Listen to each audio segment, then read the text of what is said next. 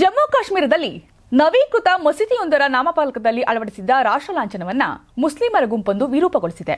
ಶ್ರೀನಗರದ ಹಜರತ್ ಬಲ್ ದರ್ಗಾದಲ್ಲಿದ್ದ ಅಶೋಕ ಲಾಂಛನವಿದ್ದ ಶಿಲಾಫಲಕವನ್ನ ಕಲ್ಲಿನಿಂದ ಜಜ್ಜಿ ಜಖಂಗೊಳಿಸಿದ್ದಾರೆ.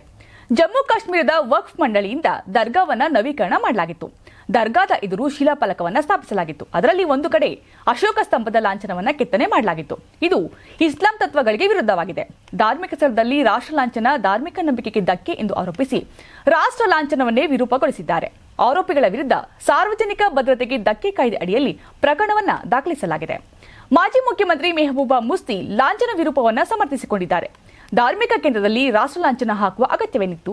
ಮೊದಲು ಧಾರ್ಮಿಕ ನಂಬಿಕೆಗೆ ಧಕ್ಕೆ ತರುತ್ತೀರಿ, ಬಳಿಕ ಪಿಎಸ್ಎ ಕಾಯ್ದೆ ಹಾಕುತ್ತೀರಿ ಎಂದಿದ್ದಾರೆ. ಉಪರಾಜ್ಯಪಾಲ ಮನೋಜ್ ಸಿನ್ಹಾ ಘಟನೆ ಕುರಿತು ಆಕ್ರೋಶವನ್ನು ಹೊರಹಾಕಿದ್ದು, ಅಶೋಕ ಲಾಂಛನವು ನಮ್ಮ ಸಾರ್ವಭೌಮತ್ವ ಮತ್ತು ರಾಷ್ಟ್ರೀಯ ಹೆಮ್ಮೆಯ ಸಂಕೇತವಾಗಿದೆ. ಇಂತಹ ಕೃತ್ಯ ನಮ್ಮ ರಾಷ್ಟ್ರೀಯ ಭಾವನೆಗಳಿಗೆ ನೋವುಂಟು ಮಾಡುತ್ತವೆ ಮತ್ತು ಇದನ್ನ ಸಹಿಸಲಾಗಲ್ಲ ಅಂತ ಹೇಳಿದ್ದಾರೆ.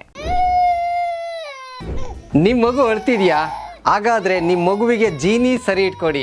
ಯಾಕಂದ್ರೆ ಜೀನಿ ಸರಿ ಇಟ್ಟು ನಿಮ್ಮ ಮಗುವಿಗೆ 100% ಸರಿಯಾದ ಆಹಾರ. ನಿಮ್ಮ ಮಗು ನೆಮ್ಮದಿಯಾಗಿ ನಿದ್ದೆ ಮಾಡಬೇಕಾ, ದಷ್ಟಪುಷ್ಟವಾಗಿ ಬೆಳಿಬೇಕಾ? ಹಾಗಾದ್ರೆ ಜೀನಿ ಸರಿ ಇಟ್ಟು ಕೊಡಿ. ಎಲ್ಲಾ ಮೆಡಿಕಲ್ ಶಾಪ್ಗಳು, ದಿನಸಿ ಅಂಗಡಿಗಳು, ಸೂಪರ್ ಮಾರ್ಕೆಟ್ಗಳಲ್ಲಿ ಲಭ್ಯ. Karibasaveshwara agri India private limited ರವರ ನಂಬರ್ 1 ಸ್ಪ್ರಿಂಕ್ಲರ್ ಪೈಪ್. ನಮ್ಮ ಕರ್ನಾಟಕ ರಾಜ್ಯದಲ್ಲಿ ಕಳೆದ ವರ್ಷದ ನೀಟ್ ಮತ್ತು ಐಐಟಿ ಜೆಇಇ ಪರೀಕ್ಷೆಯಲ್ಲಿ ಸಾವಿರಾರು ಉಚಿತ ಮೆಡಿಕಲ್ ಹಾಗೂ ಐಐಟಿ ಸೀಟ್ಗಳನ್ನು ನೀಡಿರುವ ನಮ್ಮ ಹೆಮ್ಮೆಯ ಎಕ್ಸೆಲ್ ಅಕಾಡೆಮಿಕ್ಸ್ ವಿದ್ಯಾಸಂಸ್ಥೆಯಾಗಿದೆ. ಒಂದು ವರ್ಷದ ಲಾಂಗ್ ಟರ್ಮ್ ನೀಟ್, ಸಿಇಟಿ ಮತ್ತು ಐಐಟಿ ಜೆಇಇ ದಾಖಲಾತಿ ಪ್ರಾರಂಭವಾಗಿದೆ. ಮೆಡಿಕಲ್ ಅಂದರೆ ಎಕ್ಸೆಲ್, ಎಕ್ಸೆಲ್ ಅಂದ್ರೆ ಮೆಡಿಕಲ್.